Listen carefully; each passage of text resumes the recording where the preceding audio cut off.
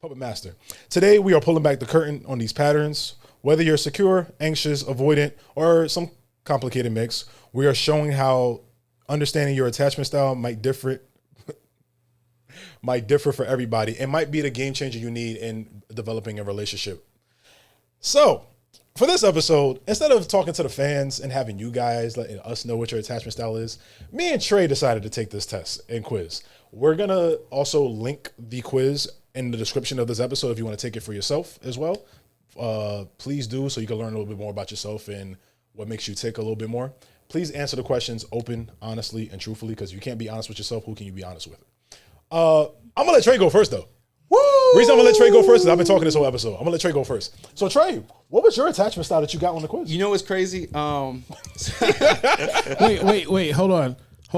I want to take this while y'all are doing the show. I'm going to send it to you right now. So please send it to me, please. Yeah, I'm going to send it to you right now. Okay. So I got the dismissive avoidant as my attachment style. So I'll read some things. You prefer to maintain an emotional distance from others. If someone does attempt to forge an intimate bond with you, you may pull away from the relationship. Displays of emotion, opening up to others, and expressing your feelings make you uncomfortable. When other people try to open up to you, you may minimize their emotional expressions. You may come across as aloof and distant to others. You dislike being dependent on others and see yourself as self-sufficient and independent. You may present a false persona to the world. And emotional intimacy, trust, and dependency on others are difficult concepts for you. You prefer to create personal boundaries and rely on yourself. Now, there is a graph here. I don't know if you can see it. I'll show it to the screen. No, it's too bright. No, it's too bright. Yeah, you can't really see it. You might have to do the YouTube hand. Okay, so there on here, it pretty much like pin pads like where you are at with your anxiety or avoidance.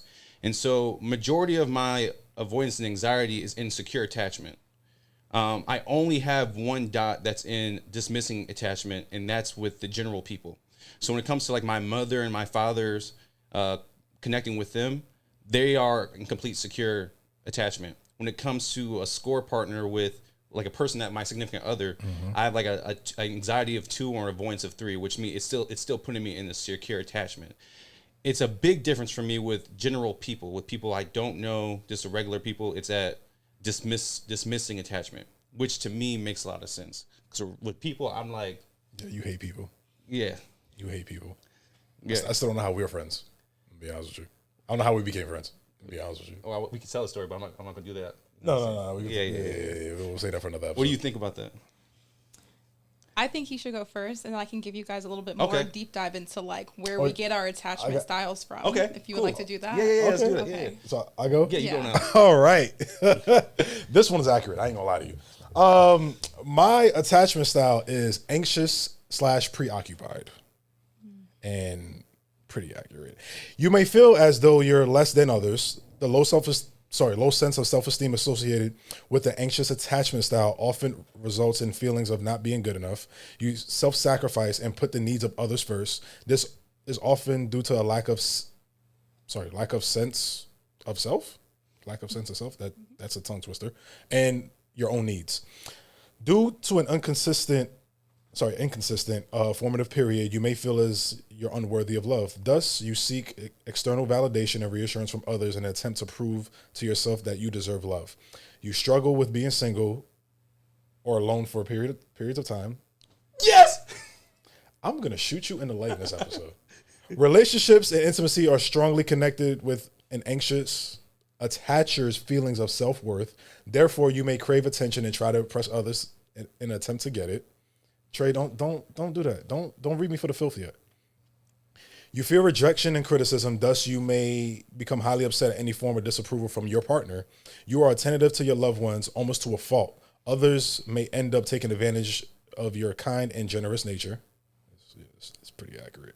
Due to a lack of self-agency, you may struggle with making decisions and steady rely on a partner to do so. You may act clingy and needy towards your partner if they attempt to spend time with others outside of your relationship. What's more, you might experience intense feelings of jealousy and frustration if they do so. Oh, last one. You are hyper vigilant towards others to any threat of your relationship. Due to your fear of rejection and need for intimacy, you may overanalyze all of your partner's actions, but yet misinterpret fundamental problems in the relationship. That's pretty accurate. That just read me for the filth. It's read me for the filth because I literally just minimized your emotional expression while you were going through your thing, just saying, yes, I should have just been quiet and let you go through your thing. Do y'all even need Deja here? I mean, I'm gonna say, like, we're talking it out, like, you know what I'm saying? Yeah, Like, that's crazy. But you see how, like, being aware of that helps you to better connect with someone, to be able to meet their needs or even know what their needs are before they even think they know what their needs are. Yeah. Like, that's nah, why I ain't shit. I'm always gonna be in shit. Oh, okay. All right, let me stop joking now. This is a serious No, you're episode. fine. Let me stop Let's joking. Let me lock in. Let me lock in. Take two. Yeah. So I do want to start this, right? And we were talking about this a little bit earlier about kind of why I wanted to come on here, like what it's like being a therapist. I will stress this. Therapy is one of those fields where people who do not have any experience, any degrees, any trainings, think that based off of their lived experiences, they know more. And I have the degrees. I have a master's in science for counseling. I have my own caseload of clients that I see. So I have the training, okay? And so when it comes to attachment styles, the way in which we form them all happens when we are babies. And how you develop them, it's something that you do. It's what your parents did when you were a baby and how you kind of watched them take care of you, if they were taking care of you, okay? So there are 4 attachment styles. There's secure, which is the one that typically want to have. You're able to, you know, kind of like have a quick bounce back when things happen. You're able to express yourself in a healthy way. And if things don't go the way that we would like them to, you're able to kind of be okay with that, let it go, and continue on, right? The other 3 are not so secure because of the things that happened to us when we were babies. So when you develop a secure attachment, it's mostly because your parents were taking care of you as they were supposed to. They were attentive, but they also validated how you felt. So that is why you have that sort of comfortableness with your emotions to be able to express them out to people, right? So let's start with dismissive, right? Since you went first. A dismissive attachment style typically means that your parents were there, but maybe a little inconsistent, or maybe they validated how you felt, but were very just inconsistent with things, right?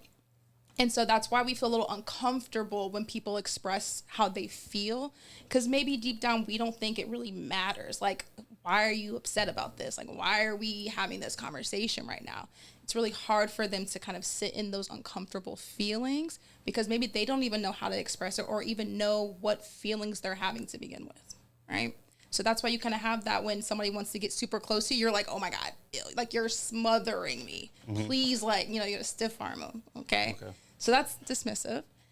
An anxious attachment, which is also what I've had before. I've graduated to the secure.